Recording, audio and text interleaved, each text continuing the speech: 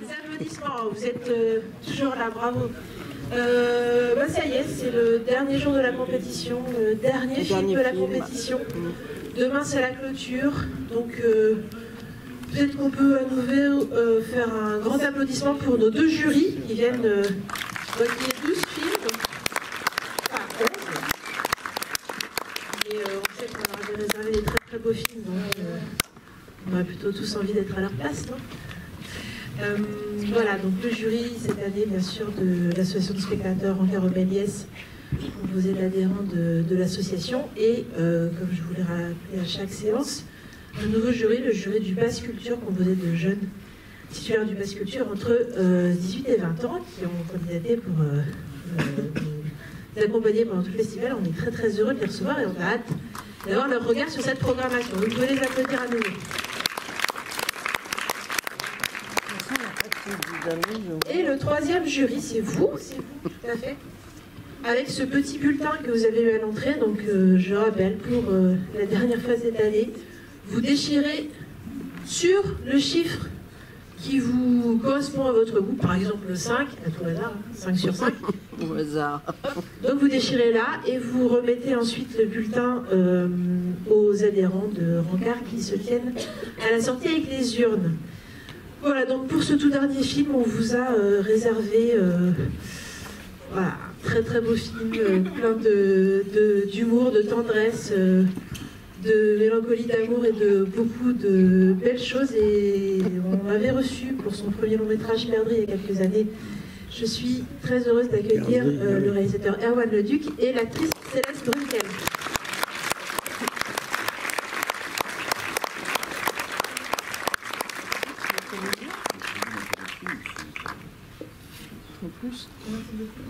Merci de votre présence. On va s'avancer un tout petit peu parce que pour être dans la lumière, en fait, je me suis rendu compte que j'ai des dans la lumière. Alors, stop. Non, c'est bon. Bon, on se retrouvera bien sûr à l'issue de la séance pour parler du film. Vous voulez peut-être dire quelques mots oui, bonsoir. Je suis ravi de vous trouver là ce soir. C'est le début des projections du film. Donc, une des premières en France du film qui sera à la fin d'année. Donc on est très émus, on est un peu inquiet, on a un peu peur, enfin on passe par tous les sentiments que tu as parlé aussi tout à l'heure. Et puis je vous souhaite un bon film et on se voit tout à l'heure pour en discuter, si vous voulez. On se mettra là encore plus près. Au milieu, dans la 4e rangée. Et rien à ajouter, bonne séance, je suis très heureuse de présenter le film, voilà, et à tout à l'heure. Voilà. Merci à tous les deux. Merci Maria de Pyramide de la Distributrice qui me permet d'organiser cette première très bonne séance à toutes et à tous. À tout à l'heure. À tout à l'heure.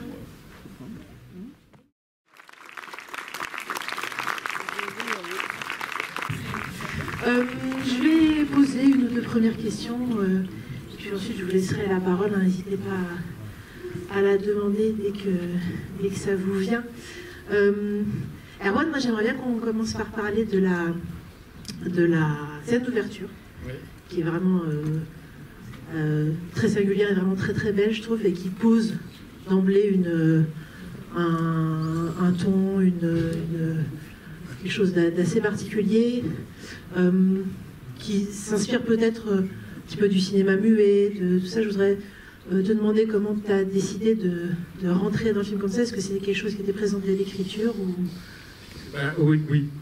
C'est vrai que c'était dès l'écriture, j'avais envie de cette ouverture presque opératique, symphonique, enfin avec quasiment sans parole.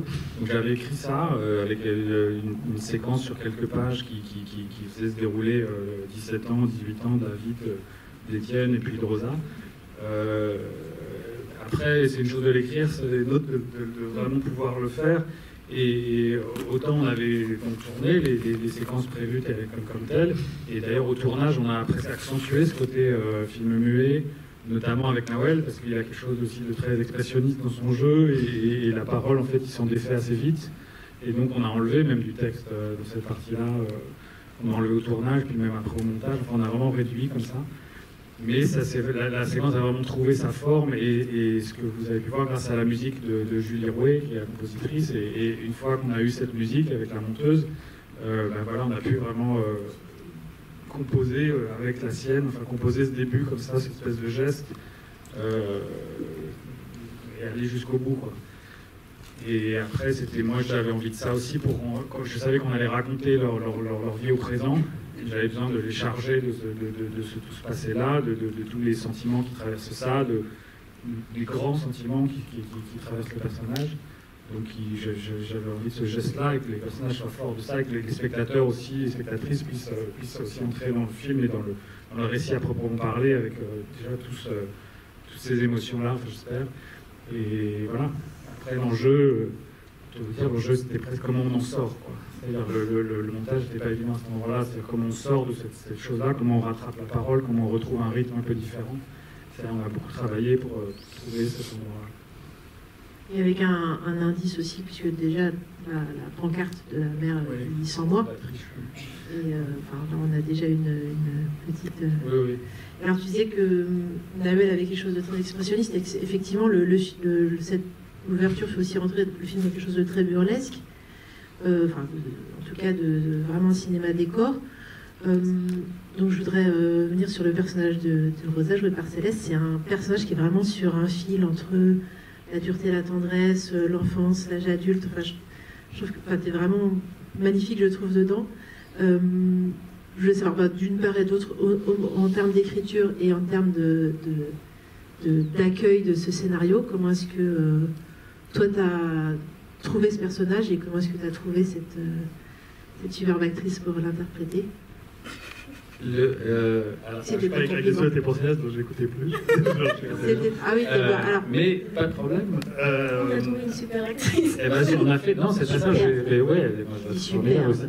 Bah oui, au moins. Mais non, ça c'est enfin, de manière très classique. Hein, on a fait un casting. C'est-à-dire que. Ah oui, mais voilà.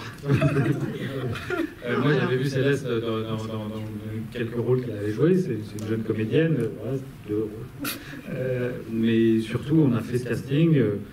C'est un rôle qui était sur le papier assez compliqué pour une actrice de cet âge-là, parce qu'il y avait beaucoup de textes, et de longues plages, de longues tirades, un texte très écrit que je voulais respecter, et donc je cherchais quelqu'un qui avait un peu d'expérience, mais on est allé un petit peu sans trop savoir. Et quand on a vu Céleste, parmi d'autres jeunes filles, il y avait des propositions très intéressantes, mais c'est vrai que tout d'un coup, moi j'avais l'impression de voir le personnage arriver, et en plus de le voir à un endroit que moi j'imaginais pas.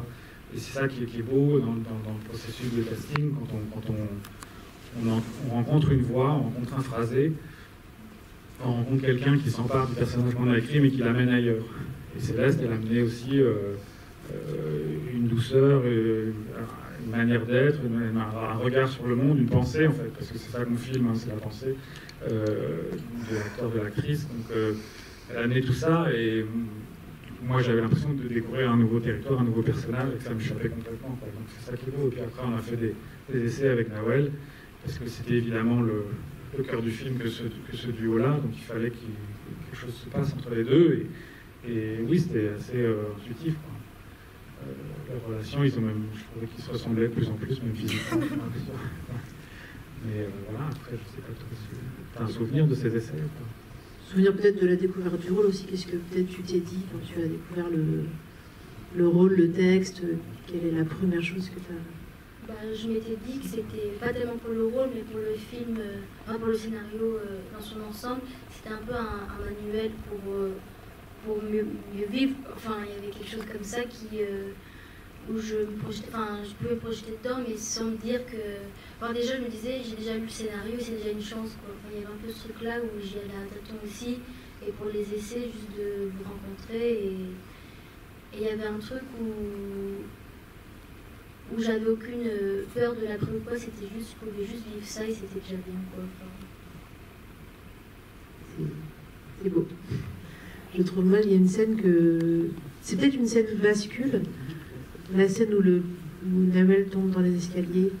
Enfin, je ne sais pas si c'était une scène, parce que parfois les scènes qui ont l'air les plus intenses ne sont pas nécessairement les plus compliquées à faire à tourner, mais est-ce que c'était pour toi, parce que c'est vraiment une scène qui contient beaucoup de choses pour la suite du film, et aussi ce baiser entre eux qui est une provocation, mais qui inscrit un peu ce duo dans une forme de couple qui peuvent être peuvent paraître comme ça aux yeux des gens avec une similitude de taille, etc. Ben, bref, je voulais savoir si cette scène avait été particulièrement chargée aussi, donc si c'était une scène assez simple pour vous, pour toi, à tourner, pour toi. C'était un peu la première scène qu'on avait fait aussi aux essais, c'était un peu le test. Oui, je m'étais dit, je vais leur faire passer les essais les plus durs. Donc, il y avait cette scène-là pendant les essais. Ouais. Mais ce qui est bien, c'est que c'était le dernier jour du tournage de nous ensemble, quoi. Donc c'était un truc, on était chargé de tout ce qu'on avait pu faire, et il y avait quelque chose, qui était, je me rappelle plus vraiment, c'était assez compliqué en fait. Oui. Mais c'était pas compliqué, mais surtout pour le début de la journée, qui n'était pas finalement le truc le plus compliqué quand on est garde ou quoi. Mais je trouve que toute la fin de journée était très douce, où on a l'impression qu'on avait le temps en fait. Et j'ai pas tellement d'appréhension pour cette scène, parce que justement pour moi le texte c'était plutôt une grosse béquille, quoi, et que fallait juste essayer de le trouver et de l'essayer de la meilleure des façons, mais il n'y avait pas non, j'avais très hâte en fait de pouvoir faire ça, enfin, quelque chose qui se déploie comme ça sur autant de temps, c'est quand même chouette, quoi. Ouais, c'était très dur. Hein. Ouais, en fait, c'est non, c'était dur. Ouais, il y avait le chef opérateur du film, Alexis Kaverchine, qui est dans un coin là, qui pourrait en témoigner. C'est une scène d'ailleurs où des gens aussi expérimentés que Alexis étaient aussi très émus, parce que il y avait quelque chose qui était dur à faire. Et comme disait Céleste, c'est aussi parce qu'on a changé un peu notre fusil d'épaule en cours de journée. Cette scène, normalement, devait se passer avec énormément de monde autour. Et puis on a commencé la journée en essayant de le faire, et ça ne fonctionnait pas. Et donc, à un moment, moi j'ai dit, on va la refaire entièrement, mais avec plus personne, juste tous les deux. Et là, tout d'un coup, on a eu l'impression de trouver la scène qu'on ne trouvait pas avant. Mais c'était tout ça l'avant-dernier jour de tournage pour nous. Et une scène qui est effectivement un vrai pivot dans l'histoire.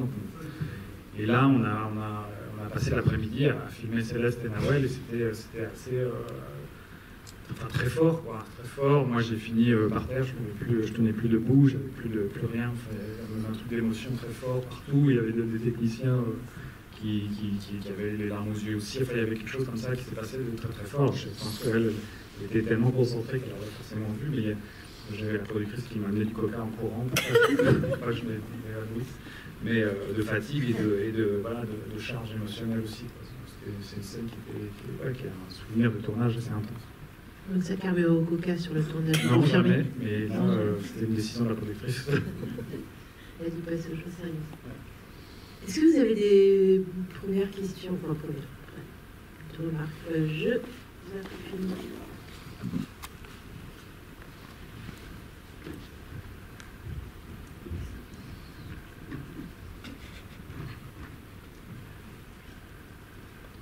Bonsoir. Déjà, j'ai beaucoup aimé le film, donc merci.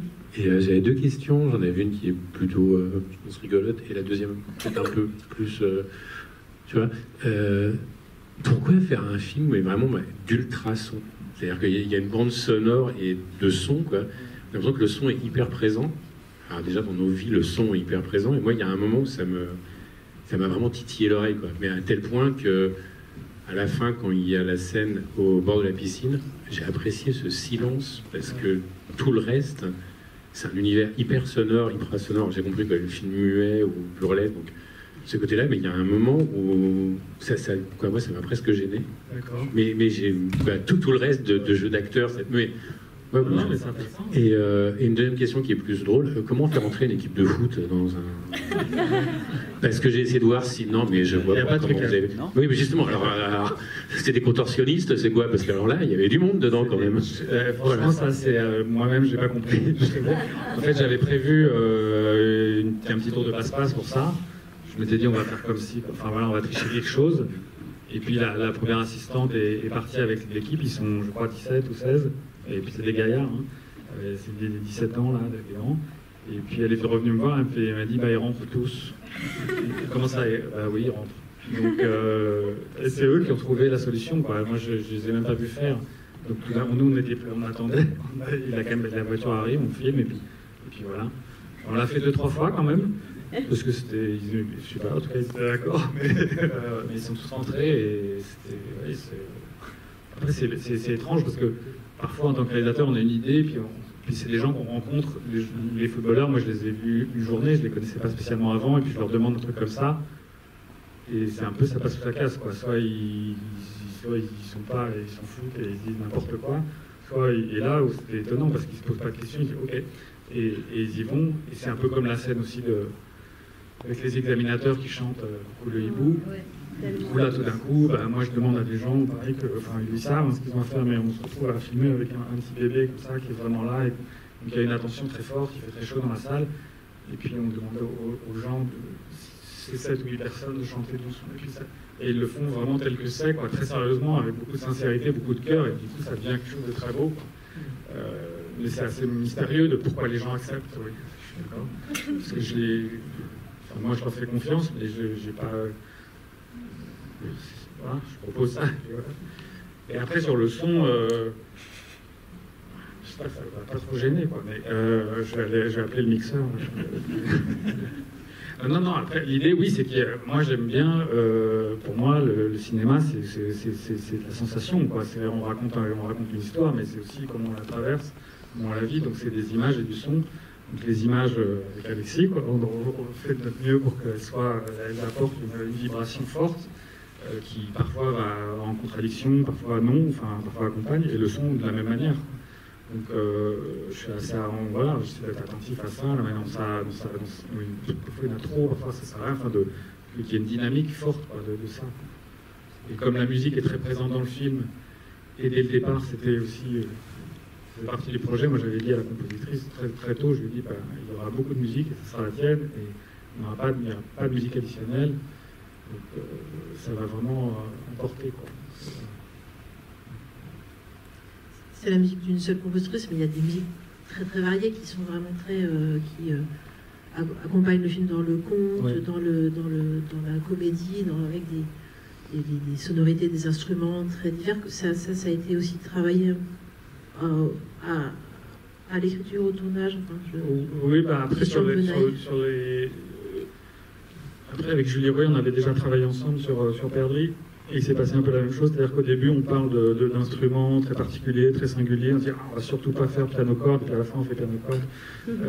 Donc, quelque part, ça marche, mais donc il y a ça quand même qui est la base, c'est-à-dire un quatuor à cordes et son piano, mais je lui demandais aussi, moi, de jouer, d'aller utiliser le piano qui est dans la maison de sa mère en Bretagne, où on entend le parquet qui grince, où c'est un peu désaccordé, où c'est pas très propre. Je préférais ça plutôt que le beau piano de studio. Et après, il y a d'autres instruments qui rentrent, comme la kalimba qui est jouée en direct, qui est jouée par Nawel, par le personnage d'Étienne pendant la scène, avec Hélène, jouée par Maud Villers. Ça, c'est un peu une improvisation, en fait. C'est-à-dire que cette scène, sur le papier, elle est simple, et puis Maud, elle arrive avec une idée de danse, comme ça devient une parade. Donc si c'est parade, en face, il faut qu'il lui ait quelque chose. Donc moi, j'ai pris cet instrument qui est à ma fille, j'ai pris la veille du tournage que j'ai amené, et je dis tiens, regarde, toi tu vas jouer ça, et puis après la compositrice vient par-dessus et arrange quelque chose. Tout ça c'est vraiment un dernier moment. Il y a un mélange de choses très préparées et de choses pas du tout, qui sont vraiment sur l'instant. Improvisé. Je trouvais ça déjà très étonnant, l'affiche, que ce ne soit pas le père, et que ce soit... Sur l'affiche, il n'y a pas le père et la fille. L'affiche, il y aura... d'accord, j'ai pas vu l'affiche du film. On est en train d'en discuter. Ah ouais, c'est pas sûr. Non, mais si, c'est sûr. Il y aura les deux, donc elle sera comment l'affiche? Et puis sur le petit livret, elle est avec son copain, quand on ne voit jamais le père. Sinon, le moment où ça tourne finalement, où le père commence à sortir de son déni, puis à réaliser ce qu'il a vécu, à pouvoir peut-être commencer à réaliser, à faire le deuil, c'est au moment où sa fille devient jeune fille, devient vraiment une femme aussi. Ça, je trouve ça beau, ce moment de tournant comme ça. Oui, c'est le moment de tournant. Non, j'ai pas vraiment de questions, j'ai beaucoup apprécié Céleste. Merci. Et puis le père aussi, je trouve que c'est un rôle super difficile et qu'il interprète vraiment super bien. Je verrai. On ne sait jamais trop où est Nawel dans le monde, mais je vais pas passer. Si tu nous entends S'il nous entend. par les satellites. Monsieur. Bonjour. Bonjour. J'ai bien aimé. Je trouvais que c'était un peu décalé. Alors au début, je me suis posé des questions. Je me suis dit, ah ouais, quand même. Enfin, tous les personnages sont un peu fous, quoi. Et même dans la mise en scène, en fait, c'est très fou et c'est très décalé. Et au final, on finit par s'y attacher. Par exemple, le personnage de Youssef, qui est très très drôle malgré lui, mais super bien. Et le Nawel, c'est l'acteur. C'est le père. C'est le père. Ouais. Youssef est joué par Mohamed Louri. Ouais, c'est ça. En fait, tous les rôles étaient un peu décalés, quoi. Et donc, on finit par s'y attacher. Je voulais savoir si c'était un peu le but recherché de créer un petit décalage. Je dirais pas, enfin, c'est pas le but recherché. Après, moi, c'est les personnages que j'écris, tu vois, je me dis pas, ah, je vais faire un personnage décalé, ou ah, je vais faire ce. Donc, c'est plus intuitif que ça. Et après, le décalage, moi, ce qui me plaît, ce que je retiens aussi, c'est si l'émotion passe au-delà de ça, quoi, parce que j'ai surtout pas envie d'avoir des choses qui soient gratuites ou des décalages qui soient juste des clins d'œil. J'ai besoin que ça raconte quelque chose, que ça raconte des personnages, que ça raconte tout, même dans les gags, que ça raconte quelque chose. Donc c'est bien si ça passe. Et après, moi j'écris ces personnages-là, le personnage de Youssef, en fait à un moment je l'écris parce que moi-même je suis en train d'écrire un drame et je n'ai pas envie d'écrire un drame. Et je suis coincé dans l'écriture avec ça. Et donc je mets un personnage qui dit ça. Donc tout d'un coup il me sert de porte-parole pour dire mais si en fait c'est un drame votre vie parce que de fait. Quoi. Et donc lui il vient de cette idée-là, puis après il prend vie par d'autres choses, par sa relation avec Rosa, et puis après il y a l'acteur qui arrive, et ce jeune homme qui s'appelle Mohamed Louridi, qui est à l'école de théâtre du Nord à Lille. C'est son premier rôle, il n'a même pas joué dans un court-métrage. Enfin voilà, c'est pareil, on a fait un casting, j'ai vu une centaine de vidéos de jeunes hommes faire des poèmes pour Rosa. C'était vraiment ça, c'était ce qu'avait demandé la directrice de casting, je fais un poème pour Rosa. Donc je regardais ça toute la journée. Et puis tout d'un coup, il y avait ce garçon, il y avait Mohamed, et c'était complètement autre chose, quoi. C'était vraiment dans sa manière de parler, donc décalage, on ne savait pas trop où il était, on ne savait pas trop s'il se foutait de notre gueule ou pas. Et ça, c'était intéressant, parce que, et en même temps, avec beaucoup de sincérité, beaucoup d'émotion. Donc tout d'un coup, le décalage et l'incarnation, elle vient, tu vois, elle amène ça, quoi. Et moi, je suis attentif aussi au casting, à ce que chaque acteur ou actrice amène son monde, donc amène une singularité. Donc cet ensemble de singularités, bah oui, ça va faire l'orchestre, quoi, ça va faire tout ça.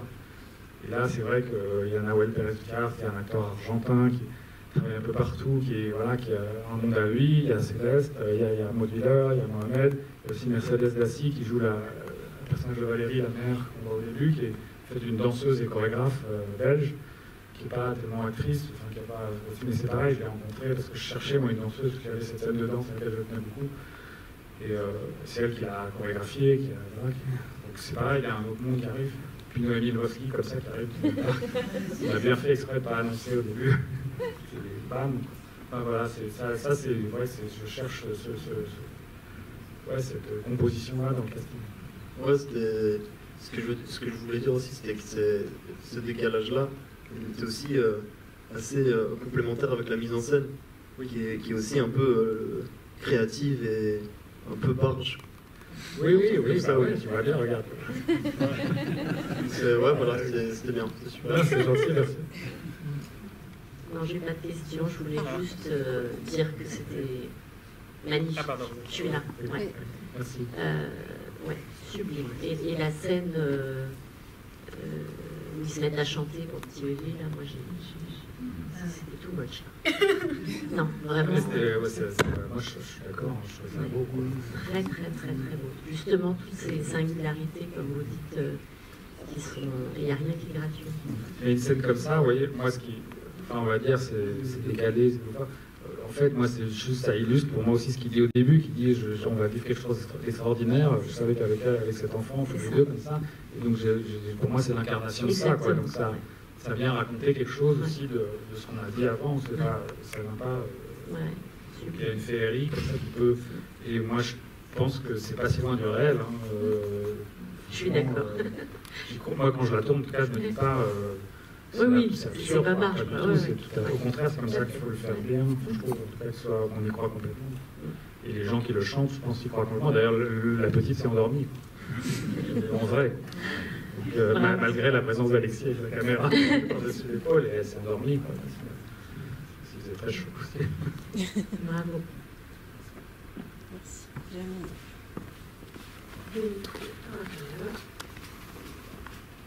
J'en profite pour vous dire, je le redirai plus tard, mais le film sur le 20 décembre, c'est une personne, premier rang, qui m'a posé la question.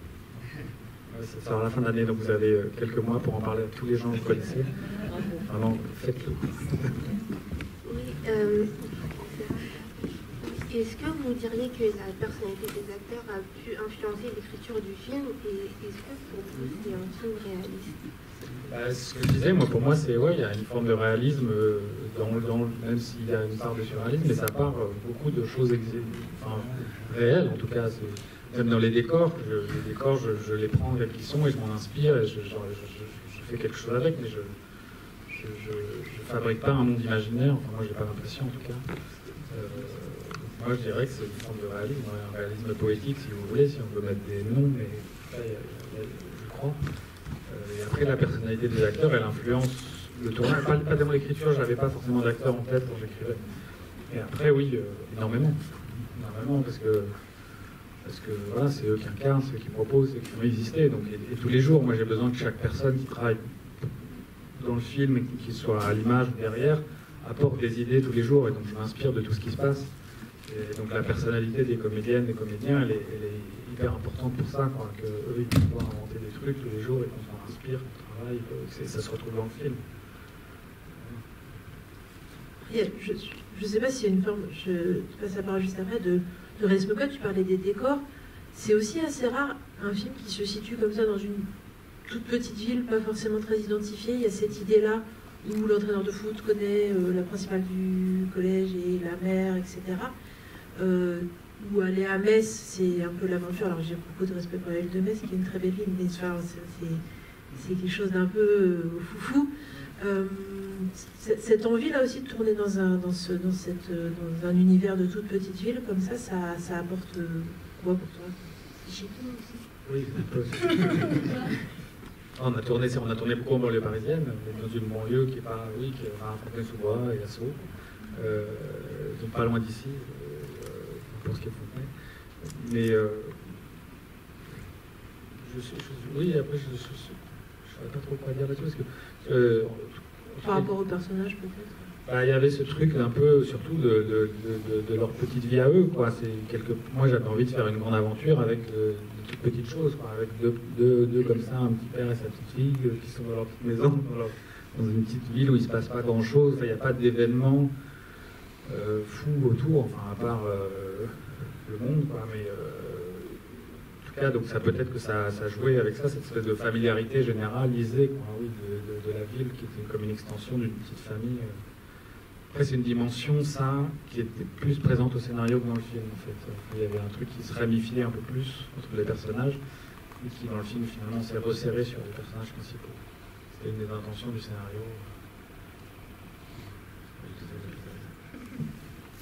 Merci pour votre film qui fait du bien, qui fait beaucoup de bien, ce film, parce que il y a des relations humaines très intenses, et en même temps, il y a un air de folie douce là, qui règne, et ça nous allège tous de voir un film comme ça. Et ma question, peut-être elle est indiscrète, comment vous vient l'idée de cette histoire? Elle vient au départ de... C'est un personnage... J'avais un personnage dans mon premier film, Perdrix, qui était un personnage un peu secondaire d'un père qui élevait sa fille adolescente. Et donc cette relation-là, j'avais envie de la creuser. Donc ça vient comme ça d'une continuité avec ce premier film. Et puis après, il se trouve que j'ai commencé à écrire ce film en mars 2020. Donc il y a eu un moment en mars 2020 où on a dit vous restez chez vous et voilà. Donc le confinement est venu et j'ai passé beaucoup de temps avec ma fille et la famille. Et donc tout ça s'est nourri, quoi. Et il y a ce truc et donc on a creusé ça. Il y a une part qui est quelque chose d'assez lointain ou presque une continuité de travail du film. Une part qui est plus intime et plus proche. C'est un mélange des deux. Et après il y a plein de choses. la peinture qui caractérise le personnage de Rosa. Moi, quand j'étais adolescent, je peignais dans mon garage sans rien y connaître. Enfin, c'est des trucs que j'avais envie de raconter. Le football, c'était pareil. Enfin, c'est des trucs qui me touchaient, j'avais envie de les mettre là. Et dans la dynamique, est-ce qu'il y a des duos père-fille de cinéma qui ont pu être des pistes d'inspiration pour toi ou pour Céleste, enfin, ou alors vous êtes vraiment parti sur une page vierge? Je sais plus trop, je dois dire. Je sais pas si Alexis, je t'avais donné des références comme ça. Céleste, c'est plus. Non, je crois pas. Après, il y avait un film, c'est père-fils, c'est famille, c'est un film de Sidney Lumet qui s'appelle À bout de course. Avec River Phoenix et notamment justement dans les sentiments très forts qui peuvent exister dans une famille comme ça. Mais je crois pas que... Si j'avais vu ce film d'Alain Cavalier avec Jean Rochefort et Camille de Casabianca, je crois, qui date du début des années 80 et qui s'appelle Une folle aventure. Et un film comme ça, assez confidentiel, il jouait un père et sa fille qui partaient à la recherche de la mère de Jean Rochefort qui avait disparu en tombant d'un train. Et en fait, il remontait comme ça, il remonte le parcours du train et il cherche probablement le corps de sa femme. Et enfin, il y avait comme ça des petites choses, mais il n'y avait pas un film totem comme ça sur ça en tout cas. Tout vous êtes bien. Au début, vous avez raison. Le film est dans un bel état. Ça fait vraiment du bien, c'est vrai. On va le remettre. Oui, voilà, on commence au début.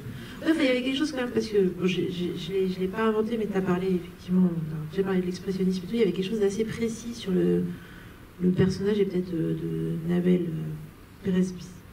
J'ai un petit peu... Biscaya, merci. Désolée, j'ai regardé son nom. Parce que le film était donc en clôture de la semaine de la critique cette année à Cannes, et Avacaël, la sélectionneuse, en ouverture, a parlé d'un personnage qui tenait en diable. C'est vrai que je ne sais pas si ça m'aurait autant frappé si j'avais vu le film sans qu'elle ait dit ça juste avant que je le voie. Mais dans les premiers plans, je trouve qu'il y a quand même cette... c'est assez frappant. Et alors la toute fin, quand il court vers sa belle et qu'il escalade, moi ça me fait penser à la fin de collège de Keaton, quand il traverse le campus et qu'il saute. Je sais pas du tout si c'est... Non, je dois dire que moi c'est un peu comme toi, si elle n'en avait pas parlé, je l'aurais vraiment...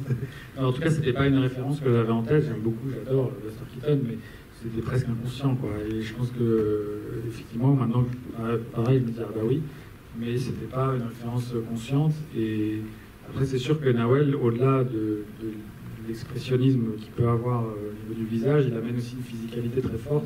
Un acteur qui est presque circassien, quoi, qui est élastique, qui saute. On a l'impression qu'il n'y a pas de pesanteur, quoi. Donc il y a un truc qui beaucoup passe par ça. Et donc ça, c'était vraiment... ça, c'est lui... Enfin, le personnage n'est pas forcément écrit comme ça. C'est vraiment lui qui a amené ça. Et c'est vrai que moi, au moment du casting, quand j'ai commencé, quand on a évoqué son nom, tout d'un coup, ça m'est vraiment apparu de le voir de lui en entraîneur de foot et en père. C'était tellement loin de ce qu'il pouvait projeter. Moi, ça créait tout de suite un truc de fiction très fort. Et j'avais envie d'y aller, quoi. Mais après, donc il a amené toute cette dimension-là, toute cette énergie-là très forte. Et je me souviens, moi, c'était un personnage qui parlait beaucoup plus aussi dans les premières, dans le scénario. Ce qui était plus proche, ma référence, c'était Nanni Moretti dans les années 80. C'était un mec qui parle quelque chose de très méditerranéen, et une énergie très haute, mais qui parle tout le temps, et qui à la fois a envie de le prendre dans les bras et de le foutre à la porte. Et donc, Nahuel, il a transcrit ça autrement, quoi. Et donc, on s'est aussi débarrassé parfois de texte parce qu'il l'exprimait autrement, mais tout en gardant cette énergie-là, comme il peut avoir avec ses joueurs, là, cette scène où il leur court après, il leur saute dessus en leur criant des conseils de vie. Mais donc voilà, ouais. Puis cette scène de fin, c'est lui qui l'a fait, quoi. C'est pas un cascadeur. C'est lui qui a grimpé. Alors bon, il y a une petite sécurité qu'on a rendu invisible, mais si on avait des cascadeurs qui étaient prêts à le faire, mais quand ils l'ont le faire, c'est pas mieux, quoi. Donc voilà, c'est lui qui a ce style, quoi. Une très belle fin. Alors après, j'aime pas forcément poser ce genre de questions, mais sur la fin du personnage de Rosa, ton personnage Céleste, c'est une fin ouverte aussi. On reste face à face avec ta mère et quelque chose de suspendu comme ça. Toi, tu as, comment dire, est-ce que tu as imaginé ce qui allait se passer, ou est-ce que tu es resté sur cette fin comme ça? Est-ce que tu as dans ta tête, elles vont se parler, elles vont pas se parler, est-ce que pour toi c'était important d'imaginer quelque chose, ou alors de s'arrêter sur cette fin-là et de laisser les choses en suspens dans ton travail du personnage, quoi?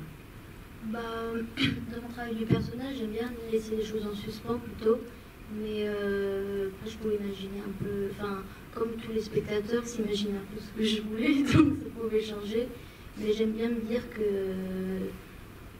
que c'est toujours pas sa mère aussi, quoi. Enfin, qu'elle peut vivre sans et que c'est bien comme ça, mais d'être en paix avec ça maintenant, mais sans se dire... ça reste là-dessus aussi, quoi. Et qu'elle en a de toute façon pas besoin. Voilà. Elle ne change pas d'avis, c'est ce qu'on sent, mais parfois on veut dire qu'elle a un père qui a une vraie fonction maternelle. Elle a un père qui a une vraie fonction maternelle. Je dis ça pour le porte-bébé, je sais pas. Alors, ce qui est marrant dans la scène du porte-bébé, c'est que c'est un flashback. Ouais. Et en fait, c'est peut-être, enfin, c'est une hypothèse, hein, mais c'est peut-être la seule scène du passé un peu vraie, parce qu'il y a aussi l'hypothèse que la scène du début soit une représentation du poème de Youssef, peut-être sa vision à lui de cette romance très... Oui. C'était quelque chose que... ça c'est venu un peu au fur et à mesure. Après, il y a une petite phrase à l'entrée du film qui est dite par le personnage de Youssef. Alors on ne le connaît pas à ce moment-là, mais donc il y avait cette idée-là qu'on entrait presque dans cette vision comme si c'était, oui, ça aurait pu être son poème. Quand il dit au début Étienne a 20 ans, il ne se doute de rien, c'est Youssef qui dit ça. Donc il y a cette forme d'entrée. Ouais. Et après, oui, cette scène-là, c'est effectivement, non, enfin, je sais, après, on se raconte ce qu'on veut. Pour moi, c'est à la fois une interprétation et la réalité. Maintenant, sur les flashbacks, on avait aussi décidé, avec Alexis, à l'image, de ne pas marquer tellement en fait, le flashback. Il n'y a pas de... La couleur, l'image ne change pas. Il n'y a pas mis du sépia. Pas du tout. Mais j'avais vachement envie, il m'a dit non. ça se fait plus. Tu peux pas. C'est bien d'avoir un cadre un peu. Mais pour garder garder une espèce des sautes de temps et de réalité qui soient presque imperceptibles, quoi, de faire confiance au spectateur et au film pour que ça puisse raconter ça sans qu'on insiste sur on est là, on n'est pas là. Enfin, même les flashbacks se passent tout d'un coup le temps change d'un plan à l'autre, quoi. Et qui est une espèce un temps un peu, enfin le temps propre du film, un peu diffus. Encore moi, j'ai une question pour Céleste. Qu'est-ce que tu penses de ton personnage et comment tu le perçois? Ce que je pense du personnage, enfin plutôt comment je le perçois, c'est... je trouve que la phrase de Youssef, là, quand ils sont au pied de l'arbre, enfin j'ai l'impression que tu vois le monde autour de toi comme un décor, c'est exactement ça.